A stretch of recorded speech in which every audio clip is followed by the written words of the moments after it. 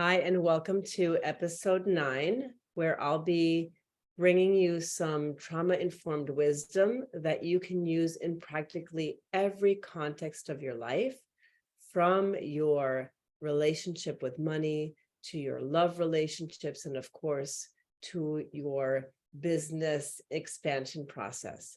And the reason why I am bringing this today is because, I always offer up things that are happening with me personally. And, as a Manny Jenny, I'm also sort of like listening to what's happening in other people's lives. And I'm like, oh yeah, that's what's happening in the collective. That is what I need to bring in here. So this is why I'm bringing this to you today. And I want to acknowledge that, speaking of the collective, as a collective, we have become more trauma informed. And as we have become more trauma informed, there has been more talk about safety, what it means in coaching containers, how to create it in interpersonal interactions, how to regulate yourself back to it when you've been activated, right? There's so much talk about it, and everybody has a little bit of a different version of what safety means. And in this episode, I'm going to talk about a very paradoxical thing that sometimes happens when you're feeling safe in your body after a long time of not feeling safe. So if you've experienced trauma and have been working to create more safety in your body, whether it's through pleasure practices or self-soothing, that new sense of safety will signal to your body at some point that it's now okay to process some of the deeper stuff it's been holding, right? We're talking here about the armor it's had to kind of build up in order to protect itself from the thing that happened. So what often happens when people begin to feel safe is that they begin to have a trauma release, a healing experience, or a trauma washout. Those are the 3 different ways that I describe it.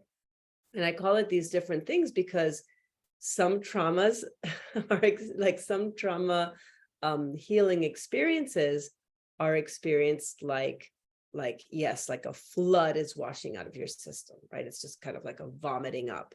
And for some people, it can feel like a trauma release, can feel like a resurgence of PTSD symptoms. And I'll go into that in a little bit. But what I call the trauma washout or the trauma release is your body letting go, like I said, of the armoring or the holding it needed to do in order to get through the traumatic experience, right? And it doesn't matter if that experience was a one-time thing or something that happened over a long period of time. It is the way that you needed to protect your energy in the moment. And it was very, very good that you did that. And like, let's say this trauma happened early in your life, then the way you had to armor, maybe it was an ongoing thing and you had to armor up in a way where it became habit because your environment was just consistently misattuned, for example. And then you learned sort of how to be like that in your body, and it became the way you are. But it's actually not the way you are. And as you do your trauma healing work, you might have the experience of like, oh, I'm creating more safety in your body, safety in my body. I'm learning to accept myself in new ways. I've been doing shadow work. And all of a sudden your body's like, oh, we've reached the level where we don't have to do that anymore. Right? It just kind of drops the armor. The armor just kind of fucking falls right off. So I'll give you some examples of what that might look like. So I've seen this happen in a lot of situations. I've had clients who, after years of being in romantic partnerships where they were not met, or where the sex was really bad, or where their needs were ignored, and then all of a sudden they enter these really fulfilling relationships, whether it's sexually or emotionally or both, they drop into this deep grief. And they're wondering, why do I feel so sad when I finally feel so at home and satisfied? Well, it's precisely because you finally feel so at home and satisfying. And it's this like, it's the longing that you've had is finally met. That desire is finally met. This wonderful thing that is happening in your life touches that awareness of how long you've had to go without, right? It hits that point of deprivation in the body. So it like pings it. And this happened with me when I started dating after my divorce. And I had some really attentive lovers who really like took their time and were all about the consent. And I was like, I was freaking out because I just had not like experienced it in that particular way. And my body would shake. I would sometimes need to scream, just like scream in a way that just like felt like blood curdling scream. Yeah, things of that nature. Yeah, shaking, tremoring, that kind of thing. So I've also seen it happen when people make an intentional practice of immersing themselves in pleasure and receiving more, whether it's part of their business expansion practice or their personal expansion practice. Maybe it means like after like being in hustle mode for a really long time, you take this extra luxurious vacation for 2 weeks, or you allow yourself to be supported in some way.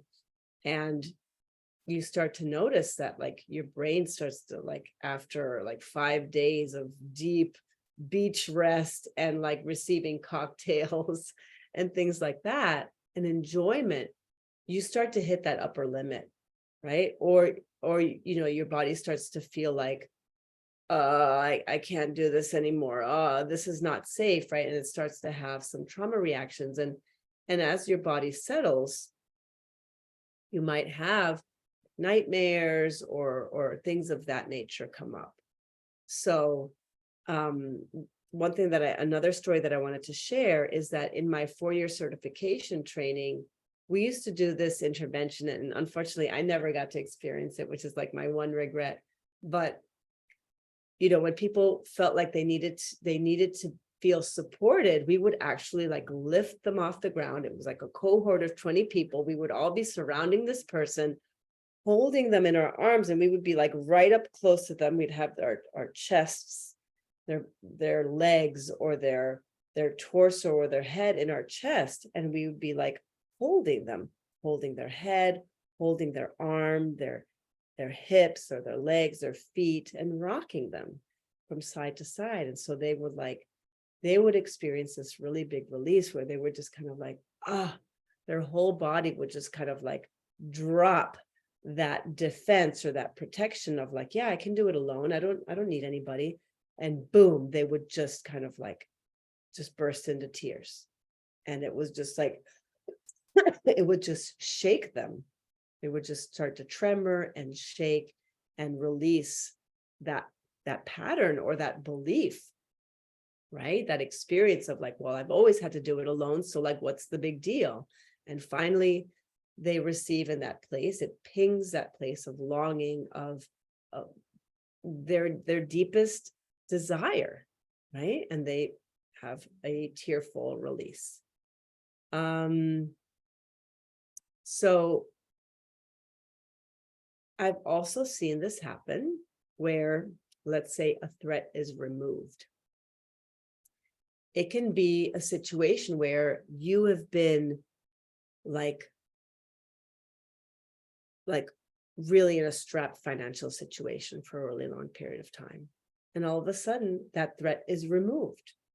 You have money all of a sudden, or you have like abundance of some sort. It doesn't need to be money necessarily, but maybe things have been scarce for a little while in a certain area of your life, and all of a sudden you get a windfall.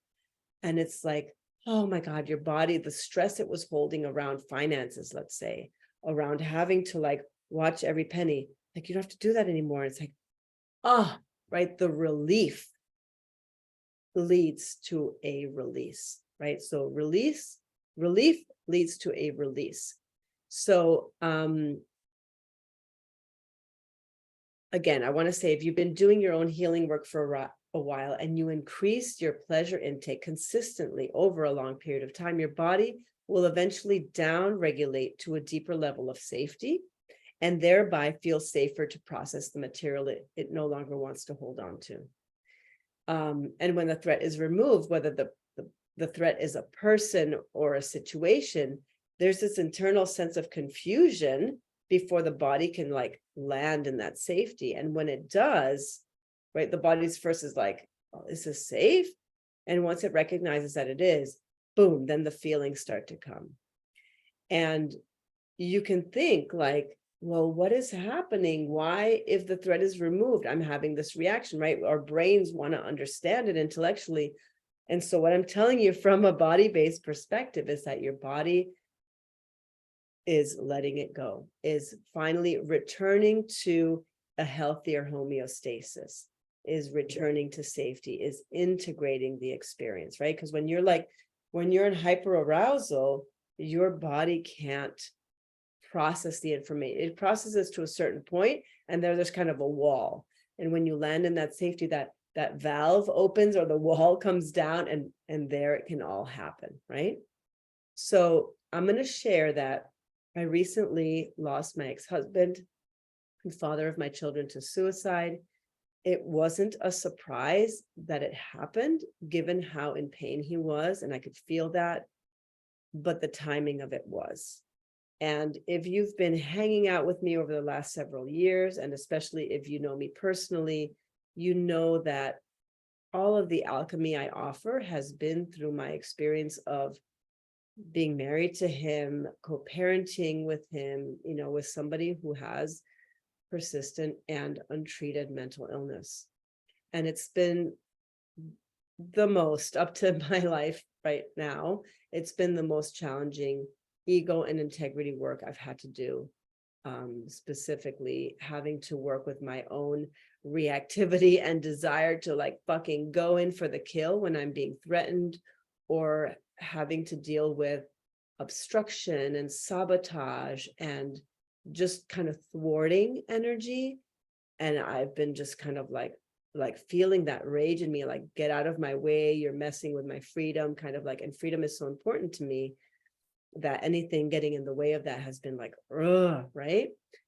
And when that happens, having to find my way back to love, find my way back to compassion, peace, back into my heart, and moving from a place of love, having to take a step back, process all that emotional material and shadow, and then put my children's needs first, which is showing up in integrity with my heart. My heart is like, I still love this person. I don't like what they're doing.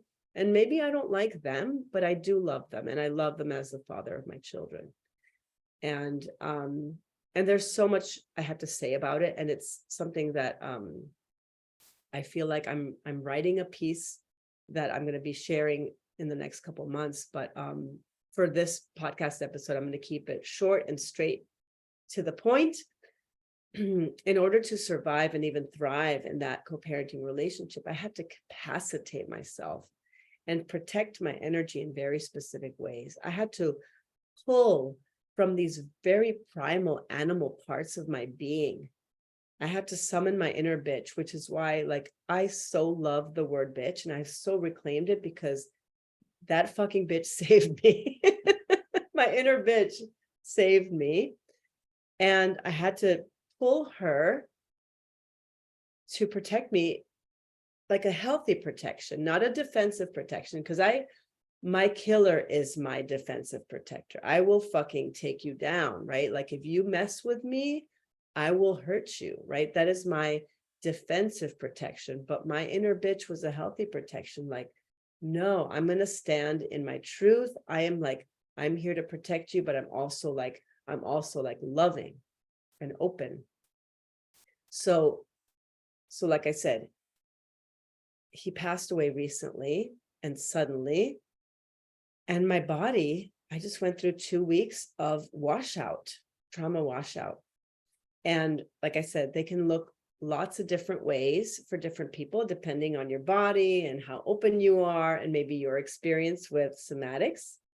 So as a part of your washout, you may experience a resurgence of PTSD symptoms, ironically enough, right? Because your body finally feels safe to process or receive the wisdom of the healing, like the integration, that the wisdom that comes from the integration of the healing.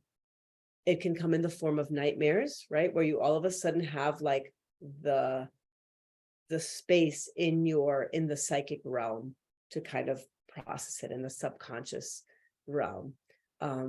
You may have experiences or moments where you burst into tears, quote unquote, for no reason. Your anxiety might increase and you might dip into grief. And in my particular body, after the training that I've done and how I process information, it's looked like vomiting, spontaneously shaking or crying uncontrollably without there being a particular prompt or trigger. And in fact, I've noticed, sort of from my observation, it's happened in joyful moments. I was waking up sort of with the sadness and really feeling like, having lost sort of the love of my life, the only person I've really loved in this particular way. And then having other moments like that kind of sadness, and then having moments where I burst into tears when I see like really beautiful moments, when I witness like in the face of this loss and death, right? And pain, opening to like the beauty of life, like how amazing all these little moments are, and like taking that in and like poof, feeling this like burst of tears and like opening to the beauty of life. So when these things happen, like I said, it can feel confusing because you're like, but things are so good. Why am I feeling sad? Why am I having nightmares about what happened now that I know that person can't hurt me anymore, or that I'm finally free? Well, it's the relief of finally being free. It is the relief of like, it is the release of the relief, like I said earlier. And your body is really, really wise. Like, please don't forget that. Your body is not designed to hold on to things. It is not designed to be in hustle. Your body is not designed to hold the culture of whiteness. Your body is not designed to hold trauma, whether it happened in your lifetime, collectively, ancestrally. It is not designed to hold that. So in the presence of safety, the most natural instinctual response is to release. So you don't want to block that. You don't want to like let your intellect be like, well, I shouldn't be crying, or let me hold back my tears, I'm in a public place. No, like let it happen, let it, or create space for it at the very least to let it happen. And create as much safety in your life. Like the more safety you create in your relationships, in your business, again, whether it's through pleasure practices or other means, the more of what is not you, of what you were never meant to hold, will release, will fall away from you. And this includes, like I said, ancestral trauma and collective trauma. And by creating safety, you become a processing machine. Your body is a processing machine. That is exactly what it is. And so, I often talk about like the washing machine metaphor. It's like, put all the clothes in, you wash it out. Like that is what your body does. It's like, it's constantly churning and moving and wanting to like clean it all up, kind of like metabolize it. And so the more you process, the more you open your body to being able to like be fluid in its processing, the quicker you can capacitate your system and scale your business, or call in that spiritual partnership, and receive more wealth in your life in all of its forms. Anything you desire, really. It doesn't have to be money. It could be relationship wealth, or time wealth, or a wellness wealth. right? There are so many different types of wealth that we often don't think about because, capitalism, capitalism has us chasing the almighty dollar. And so it's important as part of like creating safety. And, I just want to stop for a second here and say like, well, how do you create safety? Well, you create safety by like self-acceptance, owning your shadow, like not getting rid of your shadow, not getting rid of any of your internal parts, but really like facing them and creating really like loving relationships with each of them, where you can listen to them, where you can like notice what they need and give them what they need. That's how you create internal safety. And you create safety in your relationships by having like affirming relationships, loving relationships, friends who support you, allowing yourself to feel supported, right? And by like resting when you need to rest. That's how you create safety in your body. Your body's like, oh yeah, you're loving to me, you're good to me, feeding it good food. All of these little pieces create safety. And so centering that internal work of release in your business, or at the very least balancing your internal work with your external output, is so important, because there will be times where your grief process is so profound or your release process is so intense, it might not be the right time to post. It might not be the right moment to launch, or you may need to pause a specific area of your business.